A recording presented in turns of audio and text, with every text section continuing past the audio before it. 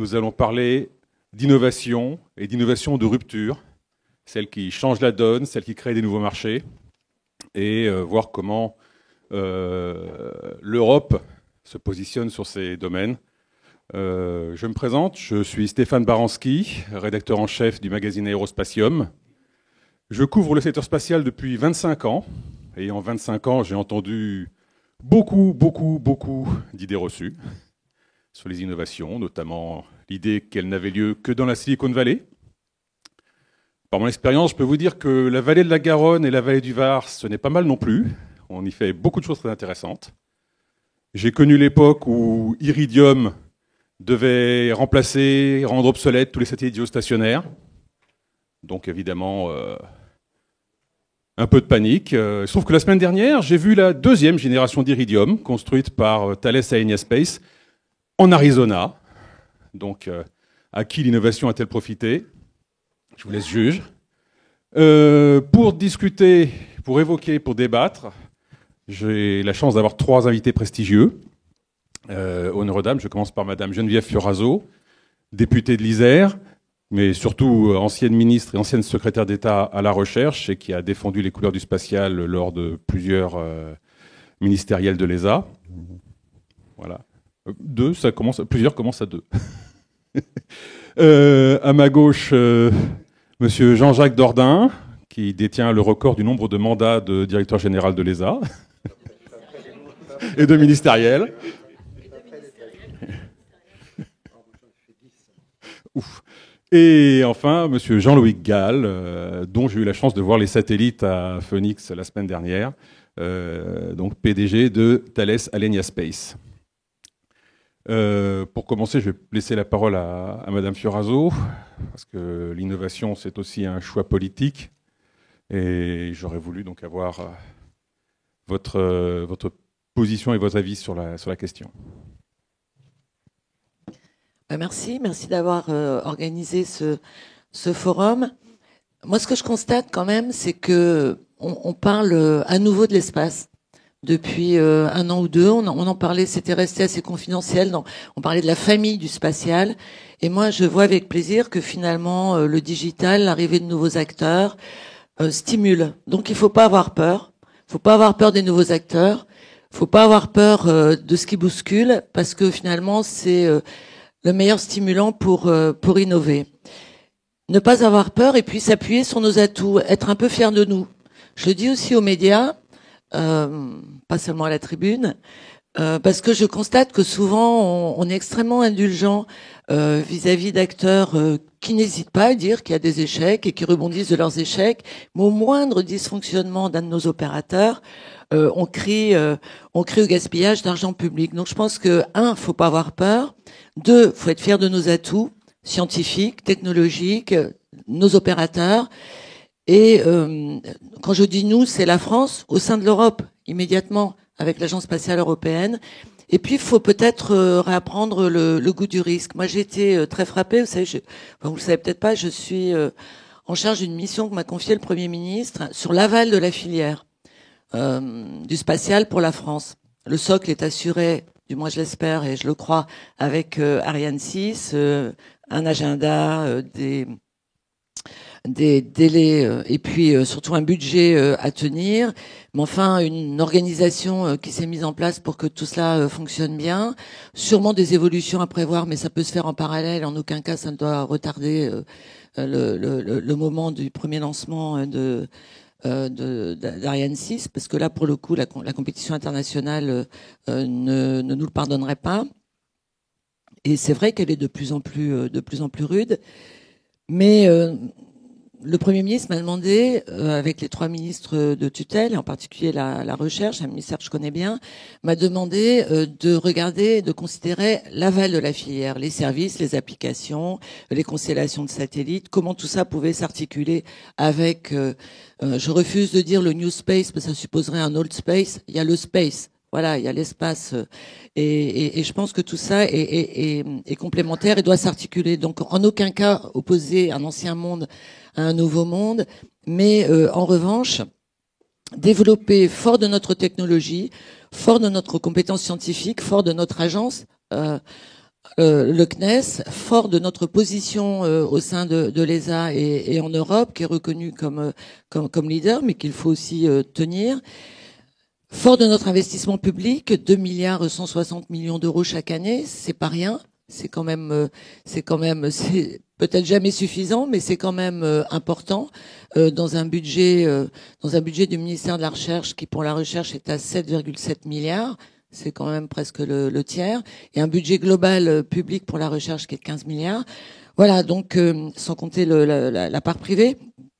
Donc être fier, mais anticiper, mieux anticiper, honnêtement, que l'on ne l'avait fait pour les lanceurs, et accepter de prendre des risques. Donc accepter de se planter parfois. Je crois qu'il y a une part maintenant du marché, la part des constellations de satellites, la partie plus imaginative, la partie plus nouvelle, créative, qui doit accepter les risques. Moi, j'ai été très surprise pour cette mission. Je suis allée aux États-Unis l'été dernier. J'ai rencontré mes collègues du Congrès et SpaceX, pour pas le nommer, venait de se planter. Je me suis dit quand même, c'est de l'argent public. Bon, en plus, l'argent public là-bas, il sert vraiment à aider l'industrie, c'est-à-dire qu'on paye 2 fois plus cher un lancement quand il est payé par le public que lorsqu'il est exporté. Bon, les règles européennes ne nous permettent pas. Dans d'autres temps et dans d'autres lieux, ça s'appellerait du dumping. En tout cas, c'est comme ça. Donc, je me suis dit, les congressmen, ils vont quand même être un tout petit peu maris de cet échec. Pas du tout. C'est un dysfonctionnement. On va rebondir sur ce dysfonctionnement. On va apprendre et on réussira la prochaine fois. Et je trouve que ce serait pas mal qu'on partage cette culture du risque, qu'on nous a pas beaucoup appris à l'école, mais cette culture aussi de l'apprentissage, finalement, et du rebond, en acceptant l'échec. Voilà, c'est un point sur lequel je voulais insister parce que je pense que c'est important. Alors sur les innovations qui changent la donne, on l'a déjà évoqué, toute la chaîne spatiale est impactée. Pour autant, je ne pense pas que les drones menacent les satellites, pas plus que je pense que l'orbite basse menace l'orbite géostationnaire. Tout ça, c'est complémentaire. On doit développer, y compris des interactions d'ailleurs entre l'orbite basse et l'orbite géostationnaire. Enfin, ça fera partie des préconisations que je proposerai dans le rapport, donc je ne veux pas trop les dévoiler. Mais si on prend un exemple dans le domaine de la défense, le satellite en orbite géostationnaire, il permet de surveiller discrètement, encore que chacun observe l'autre, mais de surveiller sans agressivité un certain nombre de points sensibles, de régions sensibles. Lorsqu'on envoie un drone ou lorsqu'on lâche un ballon, c'est un peu plus visible. Et là, ça peut être perçu davantage comme une agression. Donc on voit bien qu'il y a des usages absolument complémentaires. Il y a une agilité d'un côté, un coût d'accès bien moindre pour l'orbite basse et pour les drones ou les ballons ou d'autres véhicules en cours de développement. Mais avec les satellites, on a une meilleure continuité de service. Donc là encore, la complémentarité et pas l'opposition. Et je crois qu'il y a quelque chose aussi, il y a peut-être une autre culture avec la culture du risque qu'il nous faut accepter. C'est la culture des usages et finalement du client et de l'utilisateur final. Moi, je suis toujours frappée, mais je suis née dans une ville très technologique, Grenoble, mais je suis toujours frappée de voir que l'on aborde tous les sujets par la technologie et beaucoup plus rarement par les usages. Or, je pense que le digital et la révolution du digital nous amènent à considérer l'usage. Et je sais que les industriels, enfin, vous en parlerez mieux que moi, mais je pense que s'il y a une révolution culturelle à faire avec la culture du risque, qui n'est pas encore une fois notre culture naturelle en France et en Europe, c'est l'approche par les usages. Et là, ça nécessite de la pluridisciplinarité. Ça nécessite peut-être qu'on mette en avant des gens qui sont pas tous ingénieurs, même si on en a besoin. Bien entendu, il ne s'agit pas de renier notre excellence technologique, mais d'avoir des économistes, d'avoir des sociologues, d'avoir des gens du marketing. Et j'ai visité dans le cadre de cette mission Catapulte Harwell au Royaume-Uni. Quand même 65 startups créées en 3 ans, c'est pas si mal. Un seul lieu, pas 75 pôles de compétitivité, 9 catapultes, un catapulte dédié à l'espace, au milieu de nulle part, franchement, à côté d'Oxford. Enfin, vous connaissez l'endroit. mais avec une installation de l'ESA aussi sur les télécoms, Magali Vessière.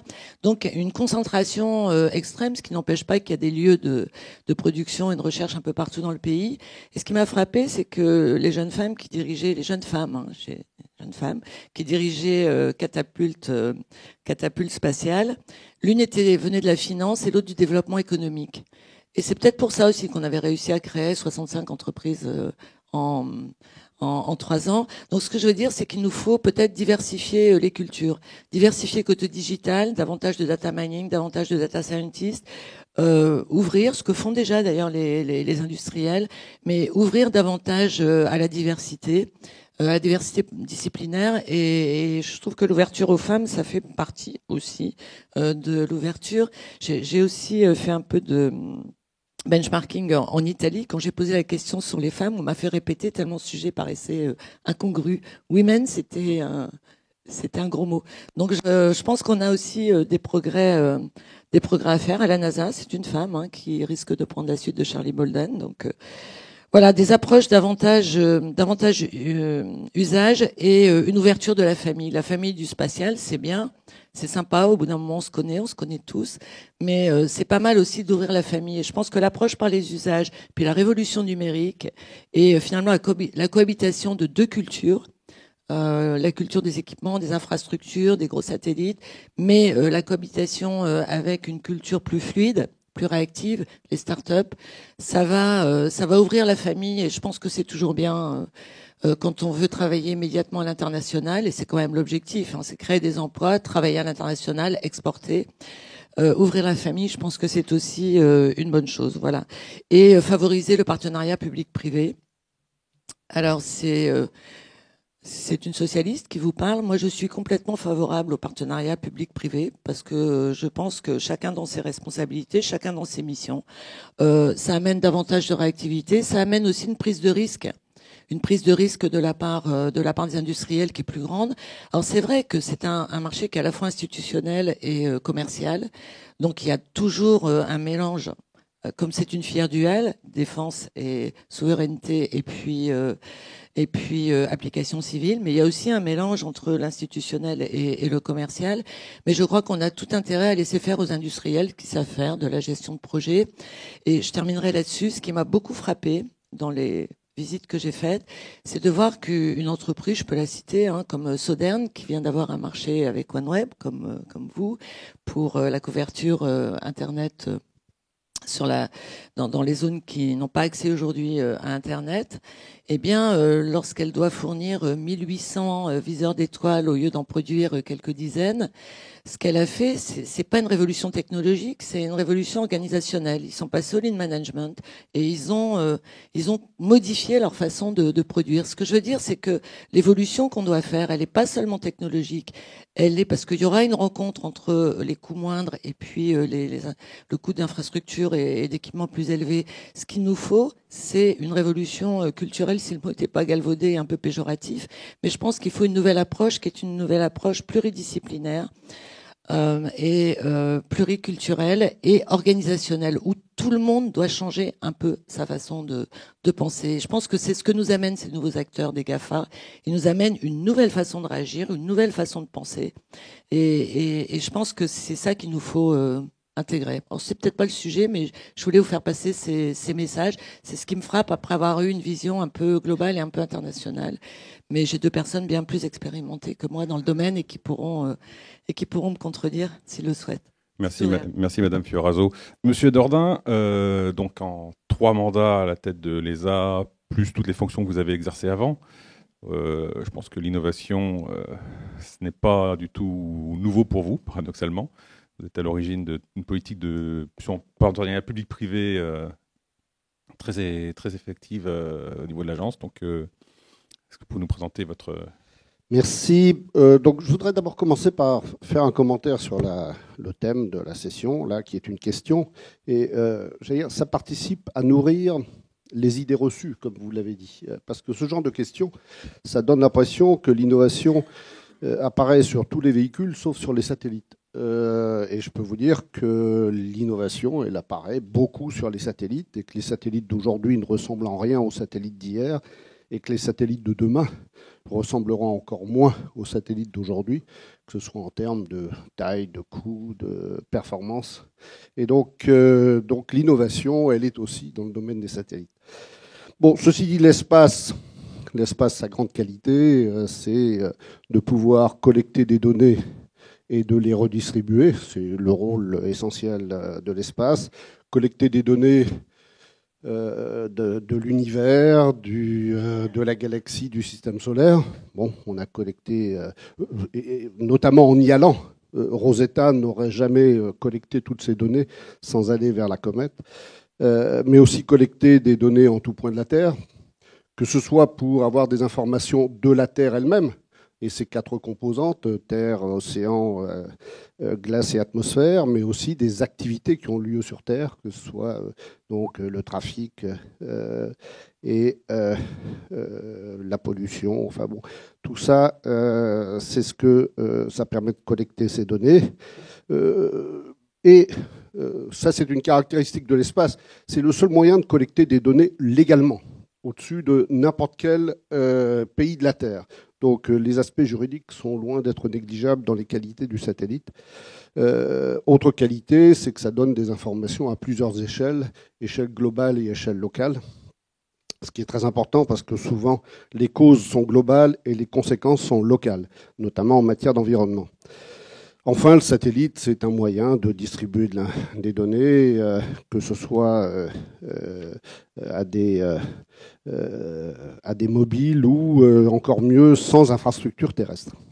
Donc la valeur d'un satellite, que ce soit une valeur stratégique ou une valeur économique, se mesure en termes de données collectées et ou distribuées. Mais comme dans la plupart des cas, une donnée ne suffit pas pour faire une information. Il faut combiner des données, fusionner des données pour en faire une information et des services. Et c'est là où on a besoin de plusieurs types de véhicules. On combine des données qui viennent de satellites sur des orbites différentes, par exemple la météorologie, orbite géostationnaire, orbite polaire, donc des satellites sur des orbites différentes, des satellites avec des fréquences différentes, mais aussi avec d'autres données, des données aériennes, des données terrestres. Et récemment, j'assistais à une réunion au Luxembourg où il y a eu une idée intéressante, c'est de faire de chaque individu sur Terre un capteur. Et donc, c'est ce qu'on appelait les données sociales. Donc, on combine toutes ces données. Et donc, chaque véhicule, c'est pour ça qu'il n'y a pas une opposition entre le satellite et d'autres véhicules. Chaque véhicule apporte une couverture différente, une résolution différente et une flexibilité opérationnelle différente. Donc il y a, comme ça a déjà été dit, complémentarité et coopération entre chacun de ces segments, spatial, aérien et terrestre, mais aussi compétition. Compétition, parce que la place de chacun dépend tout de même des coûts, de la flexibilité opérationnelle. Donc c'est bien, et j'y reviendrai, mélanger la coopération et la compétition, c'est ce qu'il y a de mieux pour faire avancer, pour progresser. Donc l'innovation, quand on parle d'innovation, il ne s'agit pas d'innover sur le satellite ou d'innover sur une plateforme ou d'innover sur un instrument. L'innovation, elle a lieu sur l'ensemble de la chaîne de valeur, du capteur jusqu'au service. Et donc, c'est une innovation qui concerne le système d'abord, et puis chacun des éléments du système, que ce soit encore une fois le segment espace, aérien, ou le segment sol. Donc, comme ça a été dit, depuis la naissance des satellites et leur utilisation par des services, l'innovation a été continue, et sur l'ensemble de la chaîne de la valeur. Pas simplement sur le satellite, mais sur toute la chaîne de la valeur. À la fois poussée par la compétition, compétition entre pays, compétition entre industriels, compétition entre solutions spatiales et solutions non spatiales. Comme je l'ai souvent dit quand j'étais à l'ESA, les compétiteurs ne sont pas que les compétiteurs spatiaux, et notamment en matière de télécom, il y a une compétition très importante entre le segment spatial, le segment aérien et le segment terrestre. Donc poussé par la compétition, mais aussi, et comme l'a dit Madame Fioraso, de plus en plus tiré par l'aval. c'est-à-dire par les services et le marché. Et ça, c'est une des caractéristiques de cette innovation, c'est qu'elle est tirée par l'aval. Et par exemple, encore une fois, services de météo. Aujourd'hui, c'est la demande des services de météo qui fait qu'aujourd'hui, nous en sommes à la 3e génération des satellites de météo en orbite géostationnaire et à la 2e génération des satellites en orbite polaire. Donc, l'innovation a toujours été un moteur du secteur spatial européen. Et là aussi, je pense, comme l'a dit Madame Fioraso, que le secteur spatial européen n'a pas à rougir de ce qu'il a fait et de ce qu'il fait. On a été capable d'innover pour développer Planck et Rosetta. Il n'y a pas d'équivalent dans le monde à Planck et Rosetta. Capable d'innover pour délivrer les meilleurs services de météo. Capable d'innover pour développer des services Galileo qui sont 10 fois plus performants que les services du GPS actuel, même si les services ne sont pas encore complètement disponibles. Innover aussi en créant le premier opérateur de services de lancement Ariane Espace, qui après a fait des petits, mais l'Europe a été la première à imaginer un opérateur de services de lancement. Et même quand on a du retard, on est encore en avance. ExoMars a pris du retard. Il n'y a pas d'équivalent à ExoMars. Galileo a pris du retard, il n'y a pas d'équivalent à Galileo. Donc, simplement pour dire que le secteur spatial européen est un secteur innovant. Alors maintenant, une fois qu'on a dit ça, c'est vrai qu'on ne peut jamais se reposer, puisque la compétitivité d'aujourd'hui, c'est les investissements d'hier. Donc, il faut continuer à innover, d'autant plus que l'innovation accélère aujourd'hui. Accélère sous l'effet de 3 facteurs. Le premier facteur, c'est l'importance économique croissante des services basés sur les données spatiales. Et ça crée donc une demande croissante. Et donc, c'est cette demande croissante qui fait que l'innovation accélère. Le deuxième facteur, c'est l'arrivée de nouveaux acteurs, attirés par les aspects économiques, pas simplement, ça n'est pas tous des philanthropes. Donc, l'arrivée de nouveaux acteurs venant d'un monde différent du monde spatial et notamment du monde digital, et donc qui décident et qui font autrement. J'insiste sur la notion de décision, j'y reviendrai tout à l'heure. Qui décident et font autrement, apportant une nouvelle culture, mais aussi une nouvelle échelle de temps, une nouvelle échelle de coûts et une nouvelle échelle de risque. Et puis, le troisième facteur, c'est la mondialisation, qui fait que toute innovation a aujourd'hui instantanément une portée globale. C'est-à-dire qu'une start-up locale devient très rapidement un géant mondial. Et ça donne aussi une accélération importante à cette innovation. Donc, c'est une bonne nouvelle, très bonne nouvelle, comme l'a dit Madame Fioraso. D'abord, ça souligne l'importance prise par l'espace. Donc ça, c'est plutôt une bonne nouvelle. Ça secoue les acteurs en place de l'espace. C'est vrai, ça les oblige à avoir une nouvelle dimension de compétition. Et puis, comme l'a dit Madame Fioraso aussi, ça désenclave l'espace en créant de plus en plus de synergies entre le secteur spatial et d'autres secteurs industriels et économiques. Bref, ça fait tomber les murs de temps. Je l'avais dit quand on a décidé Ariane 6, Madame Fioraso s'en souvient, on était dans une compétition asymétrique. Monsieur Musk pouvait prendre une décision en une nuit. Les États membres de l'ESA, il leur faut toujours, c'est en termes d'années, beaucoup plus qu'en termes d'heures. Ça fait tomber les murs de coûts aussi. Vous avez cité l'exemple de Sodern. Sodern a diminué d'un facteur 100 les senseurs d'étoiles. Mais aussi, ça fait tomber les murs de risque. Et ça me rajeunit. Ça me rajeunit parce que, en termes de temps, on est revenu aux années 60. Hein. J'ai toujours rappelé 3 ans entre Spoutnik et Gagarine. Bon, à l'époque, ça allait vite. Mais aussi, ça remet à l'ordre du jour, et ça c'est intéressant, des techniques que j'ai connues dans mes jeunes années. On parle de ballons stratosphériques, ça tombe bien, quand j'étais à l'ONERA, on essayait le spectromètre infrarouge dans des ballons stratosphériques. D'ailleurs, c'est le même qui a volé sur Space Lab. On parlait de servicing de satellites, puisque quand je suis arrivé à l'ESA, Hermès était censé faire le servicing de la plateforme polaire 2 fois par an. SpaceTug, c'était un élément majeur de post-Apollo. Il y a eu le Shuttle, qui était un outil de servicing et qui était couplé au SpaceTug. Donc, c'est-à-dire dans toutes ces ces concepts qui existaient déjà, voilà, plusieurs dizaines d'années, bon, il y a peut-être eu des échecs, c'est pour ça qu'ils ont disparu. Mais ça correspondait à une prise de risque. Et je voudrais insister sur ce qu'a dit Madame Furasso. Innover, c'est prendre des risques. Et comme malheureusement, enfin, et heureusement en même temps, l'espace a ses racines dans le secteur public, y compris l'industrie d'ailleurs. Le secteur spatial, il est à l'image des gouvernements, qui sont eux-mêmes à l'image de la société. Moins en moins de risques. On n'accepte pas l'échec, notamment quand on utilise les deniers publics. Quand on a un échec et en utilisant les deniers publics, c'est une catastrophe. Je suis bien placé, j'ai connu moi des échecs, pas en tant que directeur général. Mais j'ai connu des échecs et c'était toujours une catastrophe. Il fallait se relever et faire beaucoup d'efforts pour se relever. Et donc, c'est vrai que les agences spatiales, aujourd'hui, sont à l'image des gouvernements, c'est-à-dire prennent de moins en moins de risques. C'est-à-dire, quand je suis resté 12 ans à l'ESA, 100% de succès. C'est pas normal. C'est pas normal, parce que ça veut dire qu'on était trop prudent. Et ça, c'est un élément important. Alors que quand un entrepreneur prend des risques avec ses propres deniers, c'est toujours un héros, même quand il a un échec. C'est un héros puisqu'il a osé.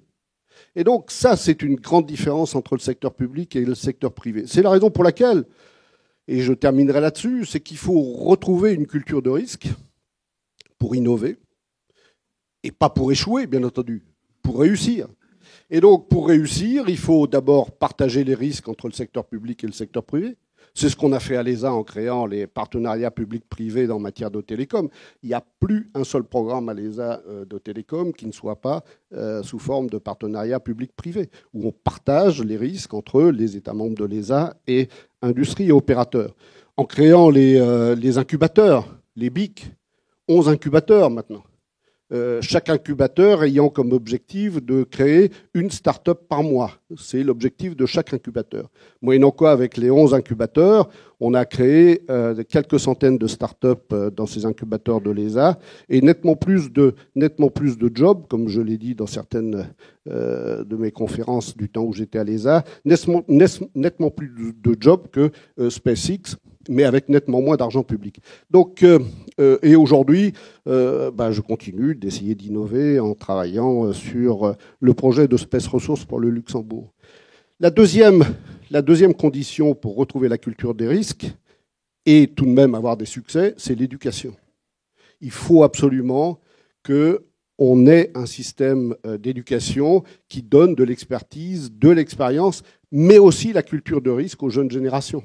Je suis frappé, j'ai enseigné beaucoup dans les grandes écoles en France, plus on est diplômé, moins on prend de risques. Et donc, et ça, c'est quelque chose qu'il faut absolument corriger, et c'est la raison pour laquelle j'essaie de travailler et de stimuler un partenariat éducation-entreprise au niveau européen. Troisièmement, la coopération. Coopération entre public-privé, coopération entre l'espace et les autres secteurs industriels, autres secteurs économiques, coopération entre générations, les vieux et les jeunes, les vieux qui ont essayé de pousser les frontières du possible, les jeunes qui n'ont pas encore rencontré les frontières de l'impossible, donc la coopération entre les générations. Et puis, j'avais promis que je reviendrais là-dessus, il n'y a pas de coopération sans compétition. C'est essentiel. La coopération toute seule, c'est la pensée unique, ça ne marche pas. Donc il faut combiner coopération et compétition, et donc il faut avoir une coopération d'intérêt et une compétition de solutions. Je pense que c'est comme ça qu'on retrouvera une culture de risque. Voilà, merci. Merci beaucoup, Monsieur Dordain. Je vais donc passer la parole à Monsieur Jean-Louis Gall, qui représente l'industrie, et donc l'innovation finance, c'est chez vous qu'elle prend corps. Et que ce soit de votre initiative propre ou de celle des ce qu'on appelle pompeusement les donneurs d'ordre. Je ne sais pas par où commencer, parce que, enfin, c'est vous qui allez commencer, parce que j'ai tellement vu d'innovation chez vous que, bon, entre les pseudo-satellites, les charges utiles flexibles, les cargos ravitailleurs. Oui, bonjour. Que dire après ces deux discours d'une ministre qui pourrait faire une très bonne chef d'entreprise et d'un ancien patron de l'ESA qui pourrait aussi faire un très bon chef d'entreprise? Tant je suis d'accord avec tout ce qu'ils ont dit. Un point, Jean-Jacques, que je corrigerai. Donc d'abord, j'aime bien commencer ces tables rondes en rappelant que l'espace, en France et en Europe, c'est un domaine qui marche fantastiquement bien. Si on regarde le marché ouvert, le marché export ouvert à la compétition, Ariane Espace en tant que lanceur est un leader mondial avec une réussite extraordinaire en termes de qualité et de fiabilité. Alors c'est vrai, on parle beaucoup de SpaceX, mais regardons les chiffres, regardons le nombre de lancements, regardons le nombre de lancements réussis. Dans le domaine des satellites, là aussi, si on regarde le segment export, le segment ouvert à la compétition, en particulier le segment commercial télécom, eh bien, Thales et Airbus sont des leaders mondiaux. C'est vrai que dans le monde des satellites, les trois plus grosses sociétés, Northrop Grumman, Lockheed Martin et Boeing, ont une taille plus grosse que Thales et Airbus. Northrop Grumman, c'est 100% de son activité satellite sur le marché militaire et institutionnel américain. Lockheed Martin, sans doute autour de 95%. Et Boeing, un petit peu moins entre 80 et 90%. Donc évidemment, ces sociétés sont plus grosses, mais parce qu'elles ont un marché militaire institutionnel domestique énorme. Donc si on prend la vraie compétitivité de l'industrie européenne, elle est là aujourd'hui. Nous sommes des leaders mondiaux et nous le sommes grâce à des politiques technologiques et industrielles décidées par la France et par l'Europe depuis plus de 3 décennies. Et c'est là qu'on en vient au thème qui est celui de l'innovation, le mot-clé d'aujourd'hui. Effectivement, l'innovation est absolument clé pour le domaine spatial. On peut passer des heures à parler de stratégie européenne, française du spatial. S'il n'y avait à retenir qu'une chose, c'est l'innovation au sens large, l'innovation au sens technologique bien sûr, mais aussi au sens industriel et au sens des services rendus aux clients. Alors pourquoi l'innovation est clé, et en particulier pour nous, Français et Européens dans le domaine du spatial? Bien parce que d'une part, ce qui est indubitable, c'est que nous avons beaucoup moins d'argent, et quand je dis nous, c'est au niveau européen, pas au niveau français évidemment, nous avons beaucoup moins d'argent que nos grands compétiteurs américains, chinois et russes, mis sur le spatial par leurs programmes institutionnels et militaires.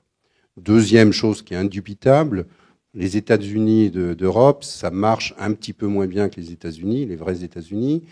Et donc, parfois, aujourd'hui, malgré les efforts de la Commission européenne, malgré les efforts de l'ESA, malgré les efforts des agences nationales, nous ne sommes pas, et je pense que Jean-Jacques, on sera d'accord, nous ne sommes pas encore dans un monde optimal en termes d'allocation des fonds européens et nationaux pour faire que l'industrie européenne spatiale bénéficie de façon optimale de ces fonds. Donc ces deux faits indéniables font que pour continuer à être des leaders, comme on l'est aujourd'hui, il n'y a qu'une chose qui peut nous sauver, c'est d'être toujours en avance technologiquement vis-à-vis de nos compétiteurs, quels qu'ils soient, américains ou asiatiques. Et ça, nous le pouvons, parce que même avec un peu moins d'argent, je puis vous dire que nous avons des ingénieurs en France et en Europe qui sont d'une qualité extraordinaire. Et je le dis vraiment extrêmement sincèrement, pas simplement en France, en Italie, en Allemagne, en Angleterre, dans tous les pays d'Europe, en Suède, en Norvège, qui participent beaucoup au spatial. Nous avons des ingénieurs extrêmement inventifs, extrêmement créatifs, et qui nous ont permis d'être aujourd'hui soit en avance, soit au niveau de nos amis américains, qui sont certainement les plus avancés avec nous dans le spatial. Donc, l'innovation, c'est absolument clé. Deux, le thème, c'était un peu innovation de rupture. Je crois qu'il ne faut pas opposer l'innovation de rupture à l'innovation continue, comme le disait Jean-Jacques, sur les satellites et les lanceurs. Certes, de temps en temps, il y a des ruptures technologiques. On peut considérer que la propulsion électrique sur les satellites en est une. On verra si les lanceurs réutilisables en est une autre. Ma société a lancé un projet soutenu par l'État français d'engin qui est entre un satellite et un drone, un ballon satellite qui s'appelle Stratobus. C'est effectivement une innovation de rupture.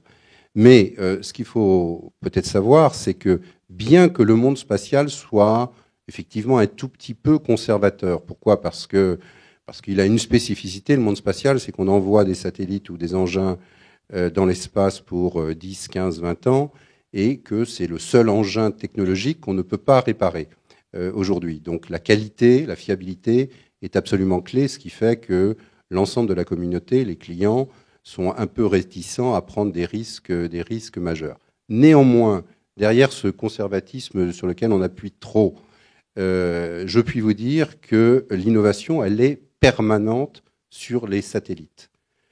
Les télécoms, aujourd'hui, les satellites les plus puissants de télécoms font quelques dizaines de gigabits, entre 50 et 100 gigabits. En 2020-2021, on sera à plusieurs centaines de gigabits et peut-être à 1 terabit de puissance. C'est-à-dire qu'en moins de 10 ans, nous aurons multiplié la puissance des satellites de télécommunications par 10. Vous pouvez imaginer que cela ne peut pas se faire sans totalement changer la technologie des charges utiles des satellites. Si je prends les satellites d'observation, c'est exactement la même chose. Il y a 10 ans, nous étions sur des précisions, ce qu'on appelle les résolutions, de quelques mètres au sol, sur la Terre. Nous sommes maintenant à quelques dizaines de centimètres. Et on sera probablement dans une décennie à quelques centimètres.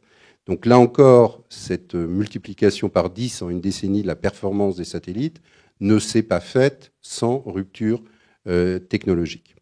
Donc l'innovation, nous en faisons tous les jours, tous les mois, toutes les semaines dans nos entreprises pour pouvoir répondre aux besoins du marché. Après, troisième thème qui a été un petit peu évoqué, qui était aussi la question de départ de ce panel, est-ce que les nouvelles innovations de rupture, qu'on parle des ballons comme Stratobus, qu'on parle des constellations, vont tuer les satellites géostationnaires? Là aussi, c'est une question on entend beaucoup de panels sur ce sujet. Est-ce que les satellites LEO vont tuer les géos vont tuer les LEO, qui vont tuer les ballons, les drones vont tuer les ballons? On ne se pose pas la question si l'avion va tuer le train, qui va tuer le camion, qui va tuer les bateaux. Comme le disait Geneviève, ces choses sont absolument complémentaires, et si on regarde les capacités de Stratobus, elles n'ont rien à voir avec les capacités d'un satellite géostationnaire. S'il y avait un feature, une caractéristique d'un satellite géostationnaire à retenir, aujourd'hui de télécom, c'est sa puissance en termes de débit pour arroser un pays, un continent. Et donc une population de centaines et centaines de millions d'habitants. Donc vous imaginez qu'il faut de la puissance si vous, dans votre maison, vous voulez avoir un débit suffisant. Stratobus sera là pour donner, en termes de télécommunications, un ajout complètement local sur une zone extrêmement locale. Et là, nous parlons de quelques gigabits ou quelques dizaines de gigabits, donc à comparer à ce que je disais tout à l'heure, quelques centaines, voire 1 terabit. Donc on voit très bien que par les capacités d'une charge utile d'un ballon comme Stratobus, on ne peut pas se comparer à un satellite géo. On ne peut pas avoir les mêmes usages. Donc c'est là que, comme le disait Geneviève, on peut parler de complémentarité. Et c'est là, comme le disait très justement Jean-Jacques, extrêmement important, qu'on peut parler de système satellitaire. Demain, je suis persuadé que l'avenir se fera sur la fusion des données qui viendront de plusieurs engins satellitaires, de plusieurs engins dans l'espace, aussi bien dans le domaine des télécoms que de l'observation, que de la météorologie, ou de la maîtrise de l'environnement et du CO2.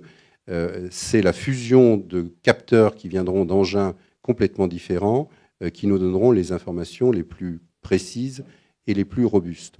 Donc, cette idée d'opposer un segment, c'est un autre, n'a pour moi aucun sens. Chacun aura ses propres usages. Chacun trouvera sa place, un marché plus ou moins gros. C'est l'avenir qui nous le dira, puisque là aussi, une des choses qu'on peut dire sur le spatial, c'est qu'on veut tout mettre en équation et en chiffres.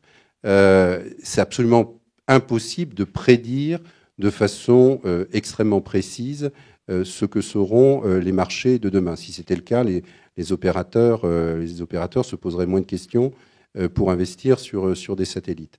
C'est un monde en pleine mutation à cause de la révolution de l'économie numérique. Donc, quelle sera la taille du marché en 2025 ? Même si on voit plein de rapports, et vous verrez que dans les rapports, les chiffres sont toujours différents, personne ne peut le dire de façon précise. Ce qu'on peut dire, c'est que c'est un marché qui va effectivement exploser. Dernière chose que je voulais dire, et qui a déjà été dite par Geneviève, mais ça me paraît important de le répéter, puisque le sujet, c'est l'innovation. L'innovation ne doit pas être gratuite et technologique. On sait maintenant que dans les entreprises, que le technology push, en étant complètement décorrélé du marché et des usages, ne fait pratiquement aucun sens. On laisse de temps en temps nos ingénieurs être aussi créatifs que possible, mais très très très rapidement, il faut croiser ces idées d'innovation technologique avec les besoins du marché et des usages.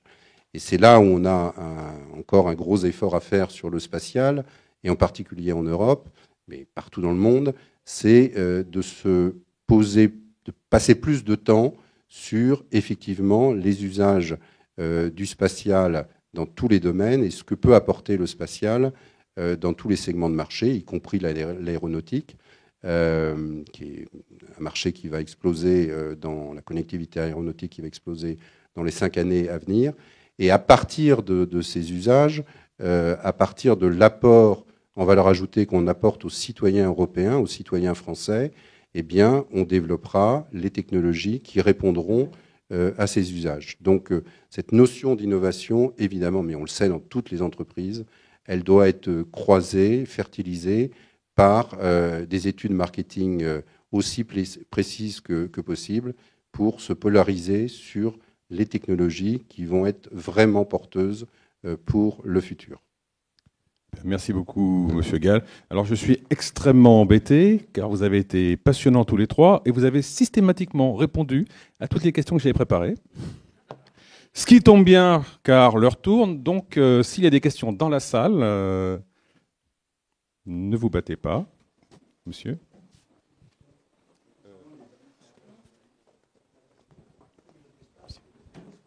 Un micro arrive. Bonjour, excusez-moi. Une question pour M. Gall. Au niveau de Thales, donc Thales Espace, il y a également Thales Radar. Est-ce qu'il a été envisagé de faire des essais OTH sur les plateformes que vous évoquiez tout à l'heure, sur les ballons, entre autres, des radars transhorizon, en fait? Oui, eh bien, bon, j'aurais besoin d'une demi-heure pour parler de Stratobus.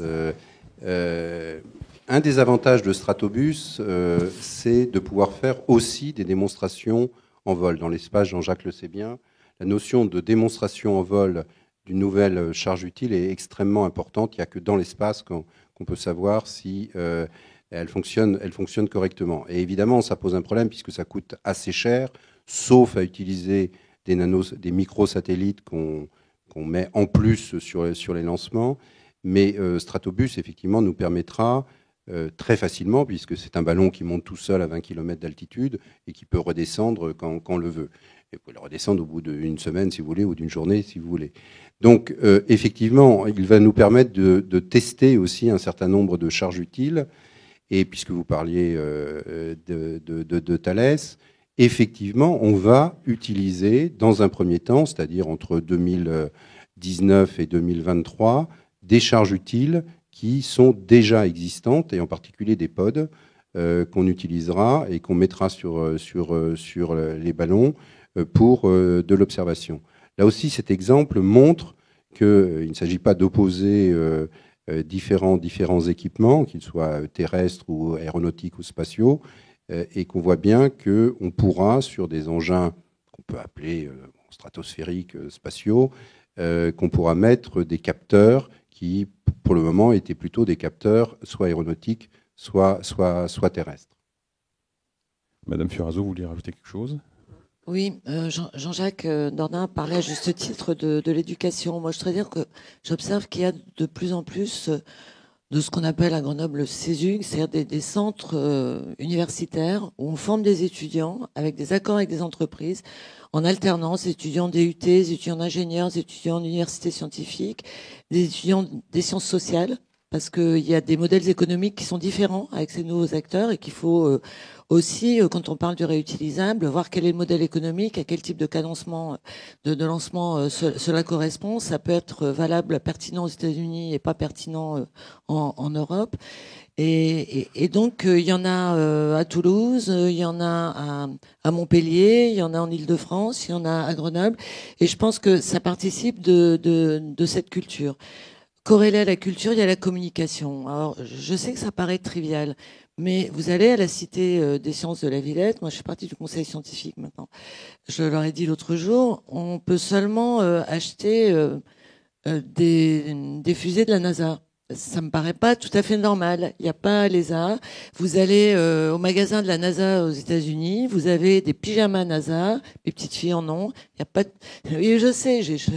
L'autre jour, j'ai cru qu'on allait m'enfermer au CNES quand j'ai dit qu'il fallait des pyjamas CNES et des pyjamas ESA.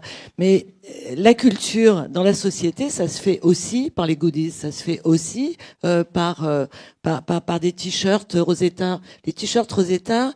On doit être super fiers de Rosetta. Qu'a fait Google le jour même où Philae a atterri sur Tchouri. Le jour même, ils ont mis sur la page d'accueil Google le deuxième O, c'était déguisé en Philae, pour s'approprier cette merveille. À nous, évidemment, on n'a pas Google, on n'a pas de page d'accueil, mais les t-shirts, peut-être qu'il aurait fallu en faire plus. Moi, j'ai fait de la randonnée avec toute la saga de Rosetta qui était rappelée, les 30 ans de recherche, etc. Je vous assure qu'on m'arrêtait pour me demander où on vendait ça. Ce que je veux dire, c'est que la culture, la culture de l'espace, elle doit aussi se partager.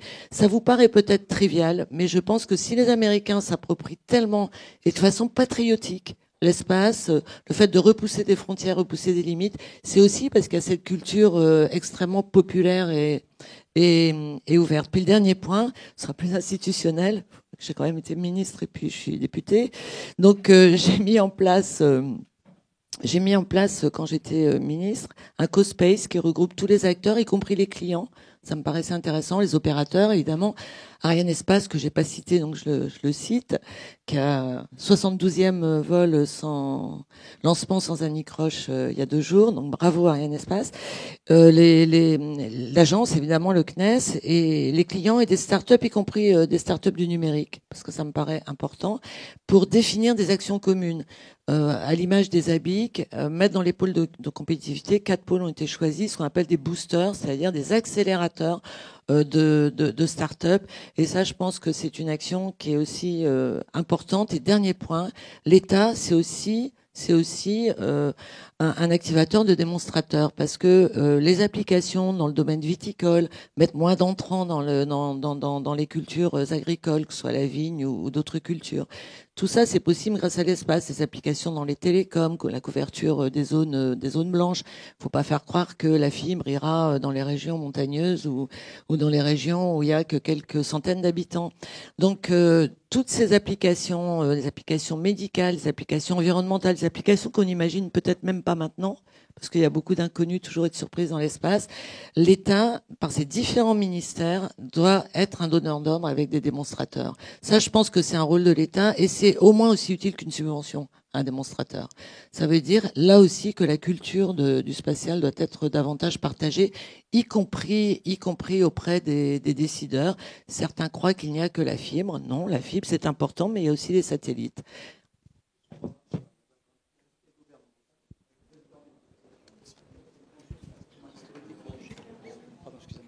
Une petite remarque par rapport à vos propos. Il y a également notre culture gouvernementale et structurelle. Je suis président d'une association pour la promotion du patrimoine historique et technologique. On a écrit à l'ESA, on n'a pas de réponse. On a écrit à la NASA, ils nous ont envoyé les goodies. On a peut-être un voyage, on a des questions à poser, on a accès directement au mail du directeur de projet, voire certains directeurs de centre. il y a quand même une approche, je dirais, nous-mêmes à changer, quoi. C'est ce que je dis, on a tous des progrès à faire, mais il y en a eu, parce que maintenant, Philae, vous avez pu le suivre en direct. Les lancements, on peut les suivre en direct. C'était pas le cas auparavant. Mais on a une marge de progression, sinon il n'y aurait pas de rapport, on n'aurait pas besoin de... Hein. Voyons le côté positif. Il y a une marge de progression. Oui,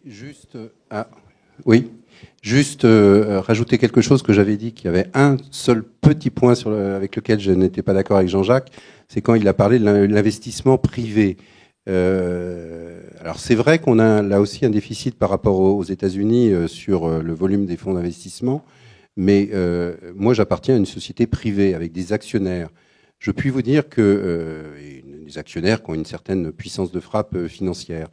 Je puis vous dire que les actionnaires privés sont de plus en plus enclins à investir dans le spatial, puisque, alors évidemment, comme tout investisseur, il regarde les business plans, il regarde les retours sur investissement, mais on est convaincu maintenant avec mes actionnaires que le spatial, et en particulier les satellites, vont avoir un usage de plus en plus important dans les 2 décennies qui viennent et dans la vie des entreprises, des citoyens. Et donc ce retour, il sera là. Donc je puis vous dire que le monde privé européen, et je parle de Thales en particulier, est prêt à investir auprès des institutions, auprès des gouvernements, dans le spatial, puisque effectivement, là aussi, ces investissements deviennent de plus en plus considérables. Et on sait bien que nos États, aujourd'hui en tout cas européens, ne peuvent pas augmenter significativement leurs investissements dans le spatial. Donc c'est à nous, privés, de complémenter ces investissements publics, déjà importants, pour faire en sorte que l'industrie européenne reste au premier niveau. Et donc, je puis vous le dire, les boîtes privées sont prêtes à investir dans le spatial.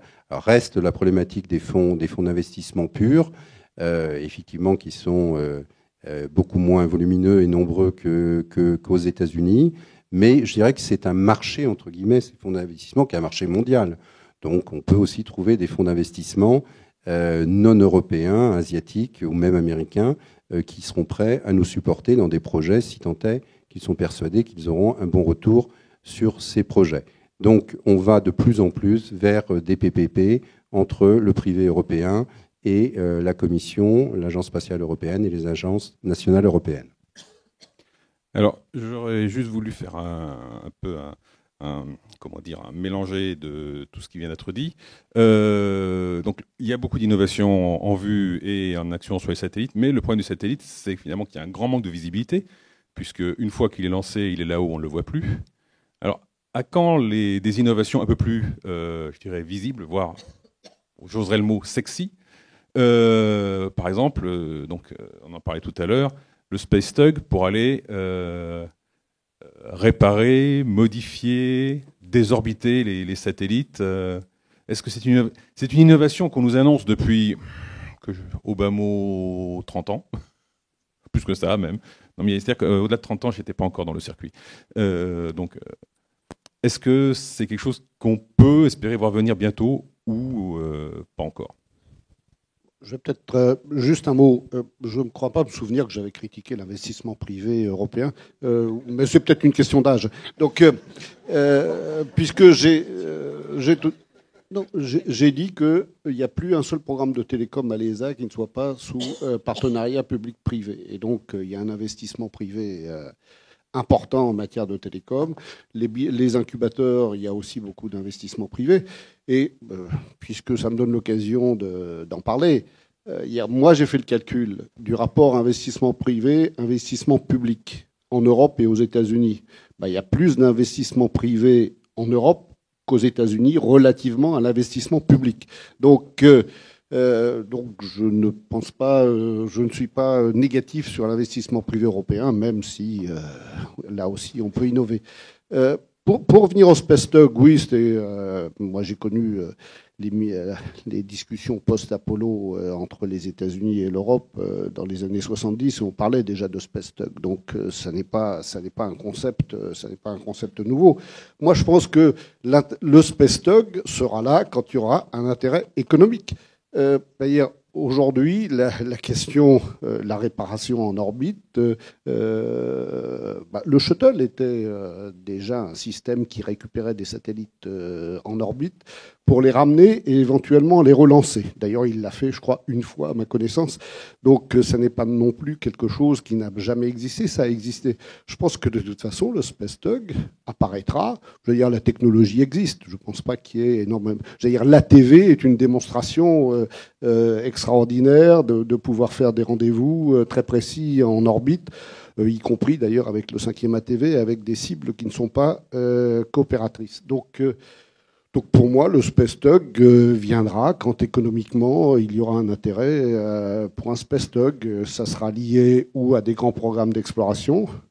Il y en a des programmes d'exploration, mais il n'y a pas de grands programmes d'exploration. Ou quand il y aura intérêt à réparer des satellites en orbite. Quant aux débris, c'est vrai qu'on peut penser aux camions poubelles et le Space Tug peut être un camion poubelle. On peut ramasser débris. Oui, mais c'est très important. C'est très important parce que les débris font de plus en plus de contraintes pour l'utilisation de l'espace. Et ça, quand j'ai créé le projet Clean Space à l'ESA, c'était exactement mon discours de dire que j'espérais qu'on allait rendre à nos enfants un espace aussi propre que celui qu'on avait trouvé. Donc les débris, il faut trouver une solution. Mais avant de les ramasser, il vaut mieux ne pas en créer parce que le problème n'est pas. C'est comme les poubelles. Hein. C'est bien de les ramasser. D'ailleurs, on l'a vu récemment à Paris. Mais c'est aussi très bien de ne pas remplir les poubelles. Donc, ne pas faire de débris est, à mon avis, encore plus important que de les ramasser. Mais le Space Tug, je pense que c'est une affaire. Ça se développera en quelques années dès qu'il y aura un intérêt économique. Oui, sur ce sujet, je crois beaucoup à la notion de satellite qu'on va modifier et changer.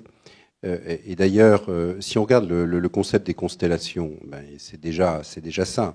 Une constellation, elle va être renouvelée en permanence. Quelle que soit sa taille, c'est-à-dire chaque année, il y aura des nouveaux satellites qui vont être lancés et qui vont remplacer des satellites en orbite qui arrivent en fin de vie et qui ont une durée de vie largement inférieure à celle des satellites géostationnaires. Donc, cette notion de changer les satellites est déjà là avec les constellations. Pour les satellites géostationnaires, c'est un petit peu plus compliqué. Néanmoins, quand j'écoute mes clients, les opérateurs, je crois que vu l'évolution exponentielle des technologies qui fait qu'une technologie à un instant T, qui est la plus performante en termes de coût, devient complètement obsolète au bout de 5 ans, les opérateurs voudraient finalement des satellites, je ne vais pas les appeler jetables, mais des satellites qui auraient une durée de vie beaucoup moins importante. Mais évidemment, pour que économiquement ça soit possible, il faut que le coût diminue extrêmement fortement. Le coût du lancement, donc on est en train de prendre cette voie avec SpaceX et Ariane 6, mais aussi les coûts des satellites qu'il faudrait diviser par 2 ou par 3, et donc économiquement de pouvoir diminuer la durée de vie des satellites par 2 ou par 3 pour avoir le même ROI. C'est tout à fait possible en utilisant des technologies hardware différentes, en ayant un niveau de qualité effectivement qui ne sera pas le même que ce qui est aujourd'hui, mais ce qui est normal puisque la durée de vie sera largement diminuée. Donc je crois que on ira. Vous avez vu que j'étais un peu enrhumé, que j'utilisais des mouchoirs jetables. Il y a 30 ans, nous avions des mouchoirs en tissu. On ira vers des satellites qui ne seront pas jetables, puisque le mot jetable n'est pas très beau, mais qui auront des durées de vie beaucoup moins importantes et qui permettront de renouveler les charges utiles et la performance de la technologie beaucoup plus rapidement que maintenant. Bien, nous avons quand même énormément mordu sur la pause networking, mais vous êtes restés, donc c'est déjà très gentil. Si personne n'a une ultime question extrêmement courte. Extrêmement courte ?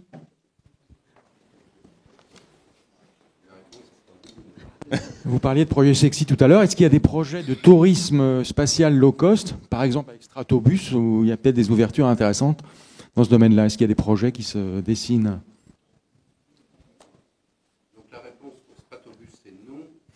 Il va y avoir beaucoup d'utilisation, mais pas celui aujourd'hui du tourisme spatial. Ça repose le problème de la communication. Hein. Moi, je suis allée voir Virgin Galactic, c'est leur sirène là sur leur installation, je sais pas comment appeler ça d'ailleurs, parce que moi je monterais pas dedans personnellement, mais bon, c'est pour un voyage un peu long. Mais bon, ça fait rêver, ça fait rêver. Et les annonces qui ont été faites par le patron de l'entreprise qu'on a déjà citée, avec des dates qui rendaient fou Charlie Bolden parce qu'il savait que c'était pas vrai, mais malgré tout, ça participe du rêve. Et faire rêver, c'est pas mal non plus. Donc, faut trouver une façon européenne, j'allais dire, parce qu'on n'a quand même pas tout à fait le même esprit, mais une façon d'avoir l'aventure, les grandes explorations et encore plus, c'est vrai, les vols habités, le tourisme spatial, incontestablement, ça fait rêver. Enfin, on va voir Thomas Pesquet, qui est un astronaute formidable, communicant, talentueux, qui va faire une mission de 6 mois dans la station spatiale européenne.